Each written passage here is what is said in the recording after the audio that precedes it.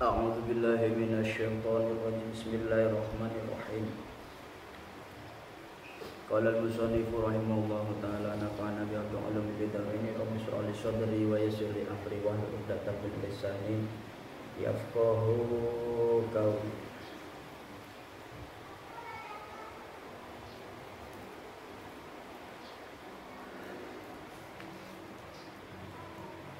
Bismillahirrahmanirrahim.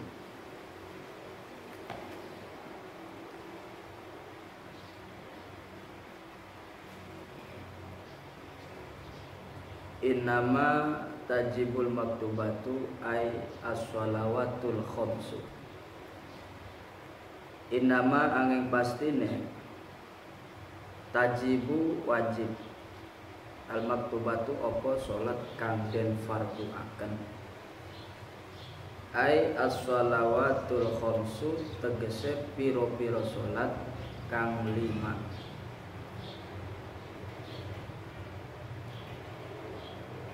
Alam mukallif alam kulli muslimin ing atase sakabeh wong Islam mukallafin kang mukallaf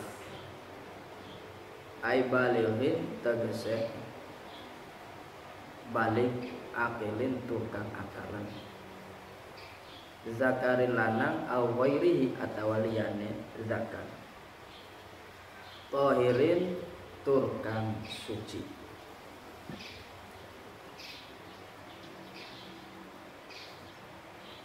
Innama tajibul maktubatu.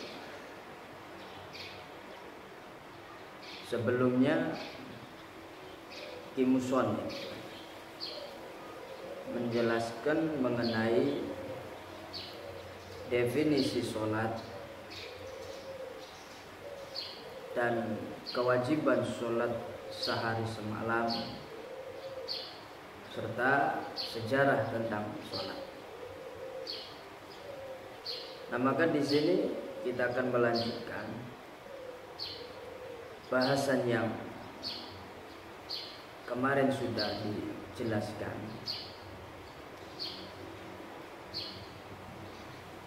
Di sini dikatakan innama tajibul maktubatu ay as-shalawatul khamsu. Jadi kewajiban sholat 5 waktu, yaitu zuhur, asar, maghrib, isya, dan subuh. Nah, kewajiban sholat 5 waktu ini, nah ini diwajibkan atas siapa? Apakah atas semua orang dari ujung timur sampai ujung barat? Nah, apakah bagaimana? Nah, ini penting sekali kita ketahui. Nah, di sini dinyatakan bahwa kewajiban sholat 5 waktu itu diwajibkan atas umat Islam. Nah, jadi diwajibkan atas semua umat Islam. Cuman tidak semua umat Islam dari kecil sampai besar, tidak. Akan tetapi umat Islamnya mukallafin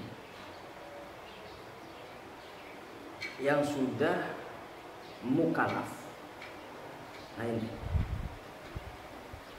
kewajiban sholat 5 waktu itu zuhur, asar, maghrib, isya, dan subuh. Nah, itu diwajibkan atas semua umat Islam, cuma umat Islamnya yang sudah mukallaf. Apa arti mukallaf? Mukallaf itu balighin akil. Orangnya sudah baligh. Baligh itu bisa sabab umur, bisa sabab mimpi basah, bisa sabab haid. Nah, itu kalau wanita haid. Nah, jadi kalau orang itu sudah balik, nah maka ini berkewajiban untuk melaksanakan sholat 5 waktu. Bahkan tidak sebatas mukallaf dan tidak sebatas balik, akan tetapi akil juga harus berakal. Jadi yang namanya mukallaf itu balighin akil.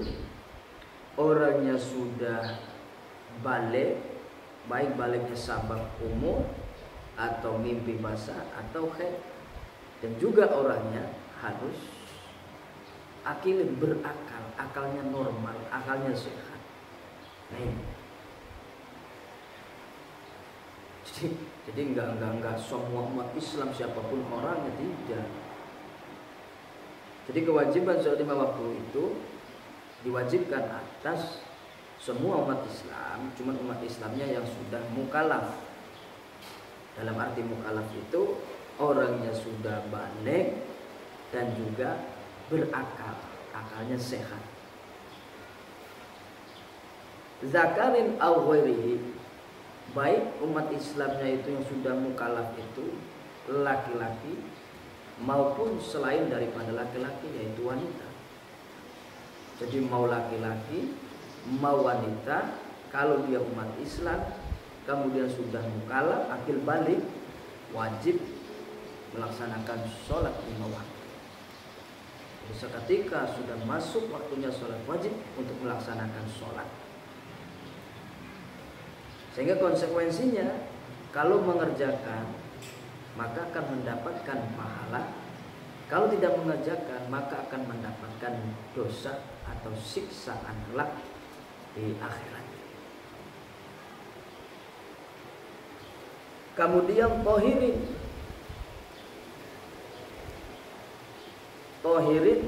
orangnya harus suci.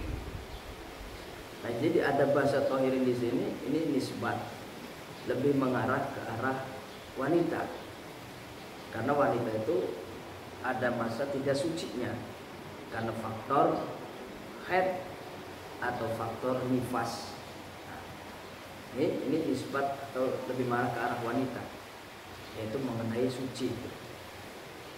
Karena wanita itu ada kalanya keadaannya suci, ada kalanya keadaannya sedang tidak suci.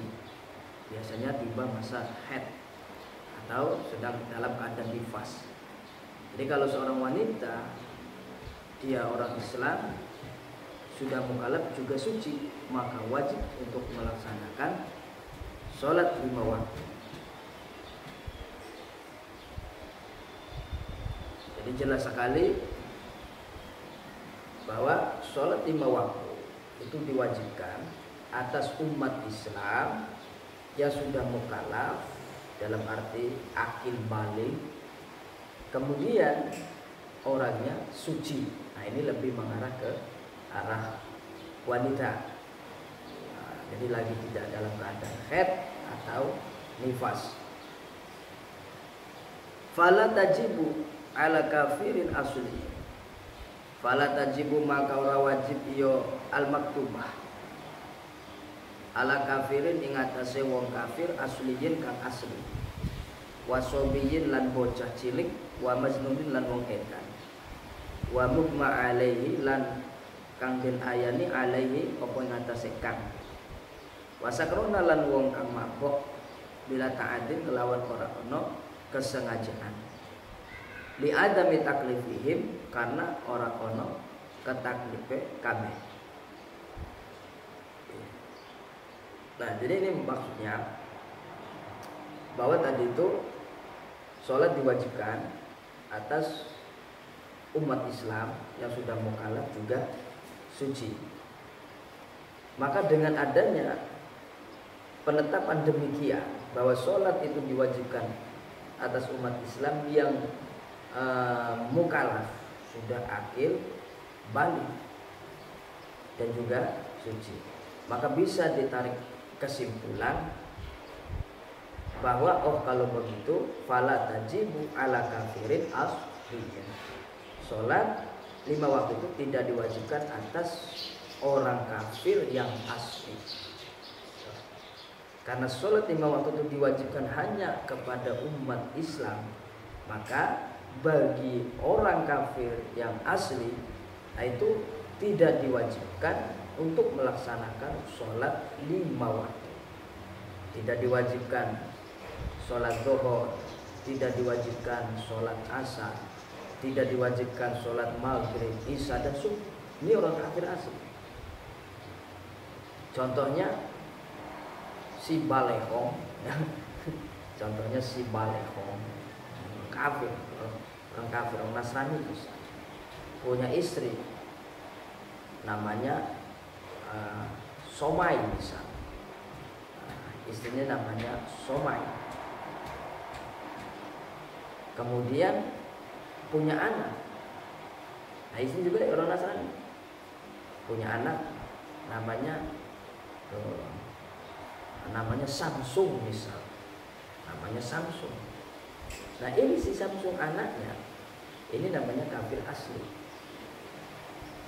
Ini si Samsung sebagai orang kafir asli tidak diwajibkan untuk melaksanakan sholat 5 waktu. Tidak wajib sholat duhur, tidak wajib sholat asar, tidak wajib sholat maghrib, isya dan juga subuh. Kafir asli. Begitu juga sholat 5 waktu itu diwajibkan atas umat Islam yang sudah mukallaf. Maka dengan adanya mukallaf, maka fala tajibu ala sobiyin, maka sholat 5 waktu tidak diwajibkan atas anak yang masih kecil. Karena sholat itu diwajibkan atas umat Islam yang sudah mukallaf, akil, balik. Dan sementara anak kecil itu kalau belum balik, nah itu belum berkewajiban, belum kewajiban untuk melaksanakan sholat.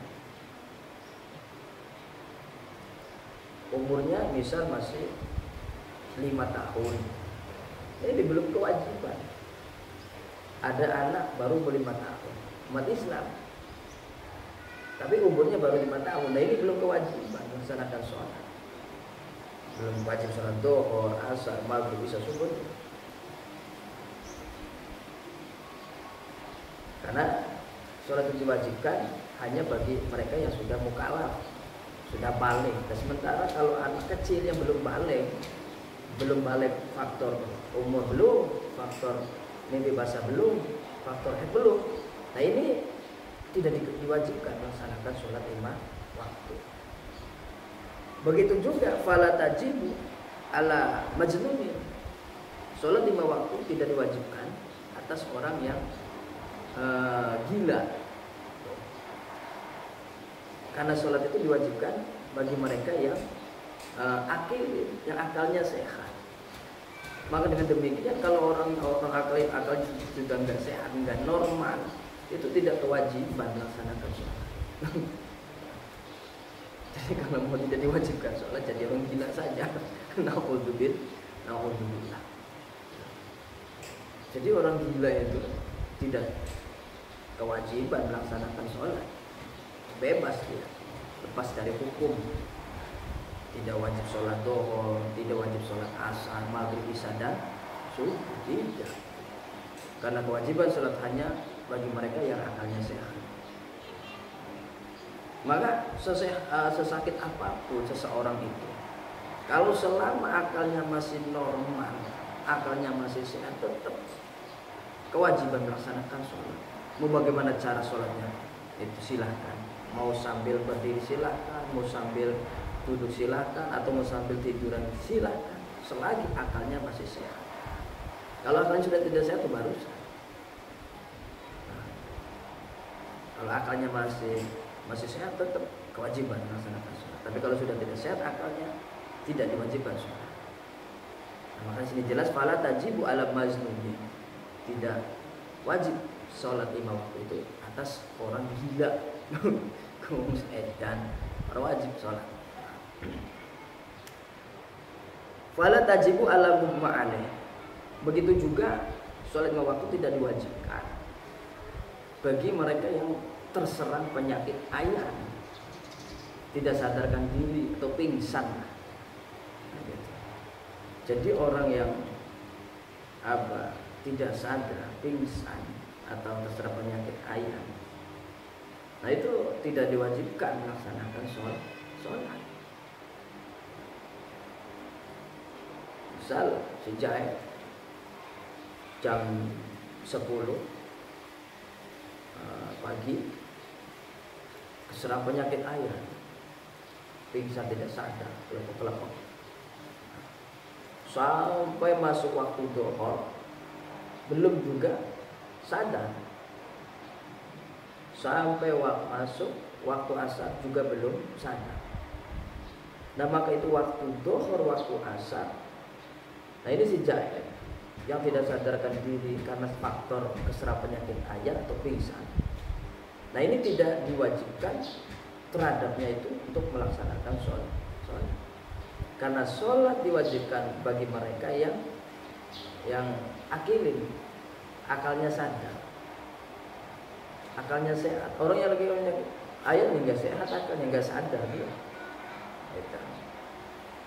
Begitu juga wasakron, orang yang sedang mabuk, tidak diwajibkan karena akalnya hilang, tidak normal akalnya.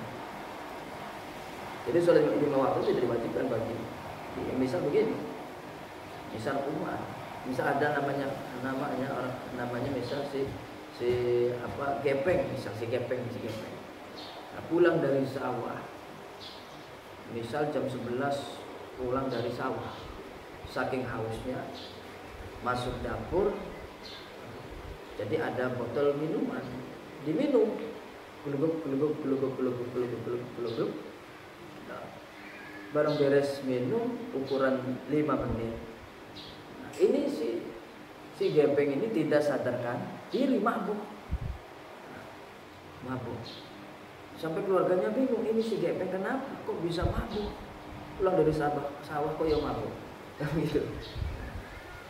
Jadi dicari-cari sababiannya, faktornya, ternyata dilihat di dapurnya itu ada minuman. Dicium ternyata minuman itu bukan minuman biasa, akan tetapi itu racun tikus bisa yang diminum itu. Jadi minuman itu bukan minuman biasa, racun tikus yang ditaruh di botol, diminum tanpa dia sadar, diminum beluguk saking hausnya, sangkanya dia air, ternyata racun tikus. Jadi si gepeng itu tidak sadarkan diri selama 3 hari 3 malam. Nah maka selama tidak sadar itu si gepeng tidak diwajibkan melaksanakan sholat 5 waktu. Dan sampai dia sadar, gitu. Nah, itu. Jadi tanpa dia sengaja racun tikus dia minum, orang sangkanya minuman biasa, tahunya racun tikus. Nah ini sehingga mabuk 3 malam. Nah ini si gepeng ini, nah ini tidak diwajibkan sholat 5 waktu sampai dia sadar. Li adami taklifihim. Nah adanya sholat 5 waktu itu tidak diwajibkan atas orang kafir asli, anak kecil, orang gila, orang yang tidak sadarkan diri, pingsan atau terserang penyakit ayam, dan juga orang yang mabuk tanpa disengaja. Nah ini tidak diwajibkan sholat 5 waktu. Alasannya li adami taklifihim, karena mereka tidak ketaklif, tidak keperintah. Karena yang diperintah sholat itu bagi umat Islam yang mukallaf. Lah sementara orang kafir bukan orang Islam. Lah sementara asobi itu kan belum termasuk bani. Kemudian orang gila, orang pingsan dan juga mabuk tanpa disengaja, itu kan tidak akilin, tidak sadarkan diri. Nah maka di sini jelas alasannya mereka itu tidak diwajibkan sholat li adami taklifihim, karena mereka tidak ketaklif. Yang ketaklif untuk beribadah melaksanakan sholat itu hanya umat Islam yang mukallaf. Begitu. Wala ala haidin wa nufasa. Wala ala haidin lan ora wajib salat ala haidin ing atase wong kang haid. Wa nufasa lan wa nufasaa lan wong wadon kang nifas.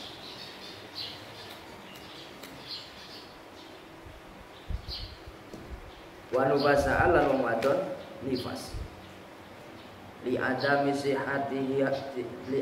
sihatiha karena ora ana sahih salat atau maktubah min huma saking haid wa nifasa. Begitu juga sholat 5 waktu. Nah itu tidak diwajibkan bagi haidin, seorang wanita yang sedang keluar darah haid.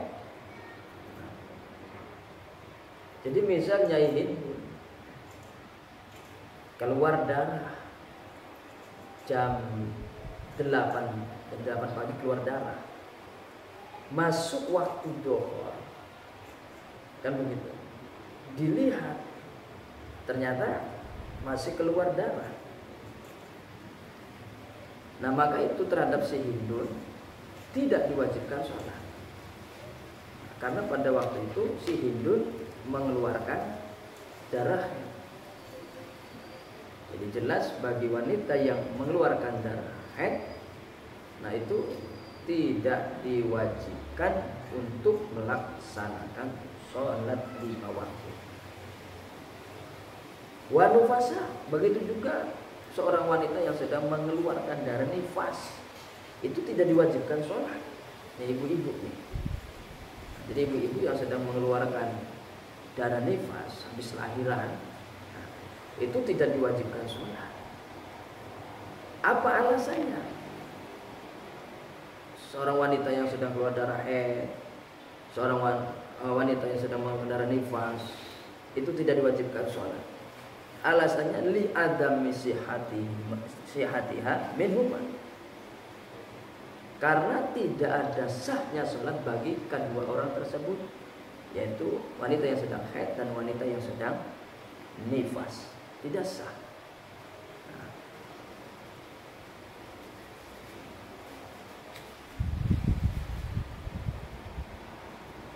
Jadi alasannya karena tidak sah, li adam isyatiha minhu, karena tidak sahnya sholat bagi kedua orang tersebut.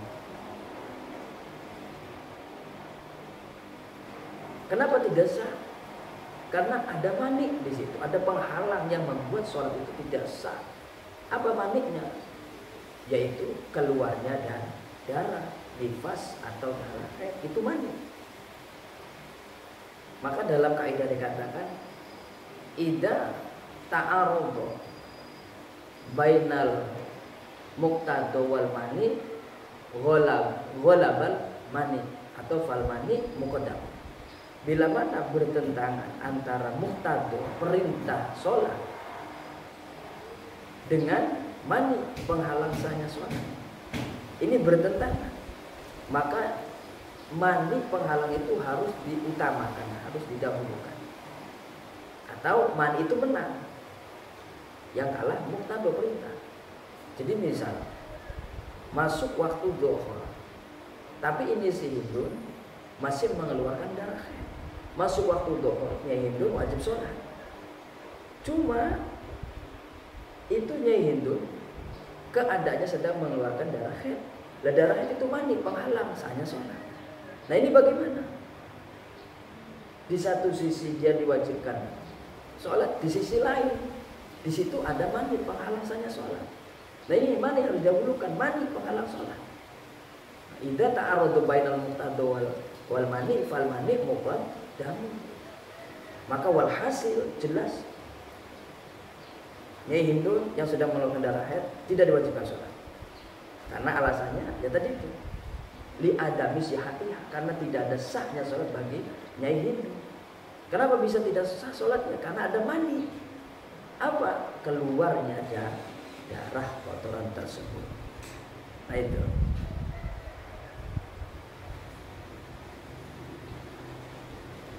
Wala qadha'a alaihim. Nah terus Wala qadha lan ora ana qadha ku maujud alaihim ing atase kabeh. Haid lan nufasa. Lah terus bagaimana terhadap si Nyai Hindun itu? Apakah seketika dia nanti beres mengeluarkan darah haidnya sudah suci, sholat yang ia ditinggalkan pada masa keluar kotoran itu apa perlu dikodoi? Tidak perlu dikodoi.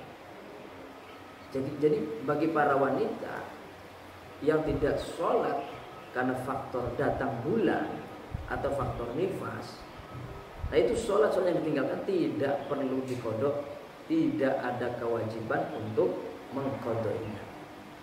Bal tajibu ala murtadin wa muta'adin bisakrin.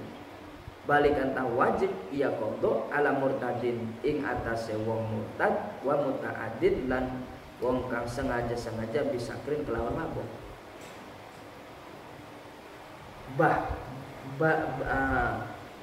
Bal tajibu, bahkan kewajiban sholat, kewajiban qada itu diwajibkan bagi mereka yang murtad. Jadi jelas bagi wanita-wanita yang datang bulan atau nifas, nah, seketika masuk waktu suci tidak wajib di qada sholat yang ditinggalkan. Kewajiban qada itu diwajibkan atas bagi mereka yang murtad. Jadi orang-orang yang murtad seketika dia insaf dapat hidayah, ini wajib. Sholat yang ia tinggalkan selama kemurtadannya itu wajib untuk diqada. Misal si Joni ini hidupnya belangsak saja, susah saja, kismin, ekonomi sulit, sehingga dia mengambil keputusan karena ada orang yang ngiming-ngimingin, orang Nasrani misal, sampean kalau ikut agama saya, sampean akan saya beri harta, jadi orang kaya, hidup sampean tidak kismin lagi. Dipikir-pikir, ya karena keadaan, sehingga si Joni ini ikut pindah agama. Yang tadinya beragama Islam menjadi agama Nasrani. Nah ini kan murtad, keluar dari Islam. Dapat 3 tahun. Nah ini si Joni, alhamdulillah dapat hidayah, sadar, dapat hidayah, sehingga kembali lagi menjadi orang Islam, bersyahadat lagi. Nah ini si Joni yang insaf, yang taubat, yang dapat hidayah, sebelumnya 3 tahun jadi orang murtad.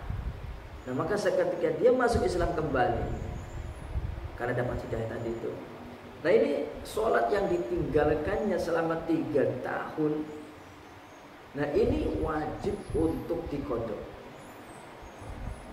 Jadi seketika si Joni ini insaf dapat hidayah, maka si Joni wajib sholat yang dia tinggalkan selama 3 tahun dalam kemurtadannya itu wajib untuk diqadoi.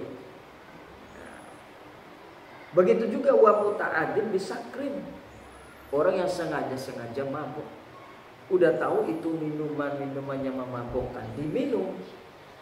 Udah tahu itu racun tikus, diminum. Nah ini kan sengaja, udah tahu itu baygon, diminum. Nah, sehingga mabuk. Ada kali mabuknya misal 1 minggu. Nah seketika ini orang sengaja mabuk ini, seketika dia sadar, maka sholat yang ia tinggalkan selama 1 minggu itu misal, ini juga wajib untuk diqada. Nah, jadi bagi mereka yang sengaja mabuk sehingga tidak sadarkan diri selama 1 minggu, maka sholat yang ia tinggalkan selama 1 minggu itu wajib untuk diqadoi. Nah, itulah maksud wa muta'adin bisakrin wa yuqtalu. Nah mungkin cukup kita bisa di sini dulu, sedikit banyaknya mudah-mudahan menjadi kajian yang ada barokah dan manfaat. Ya, amin ya rabbal alamin. Wallahu a'lamu bishawab.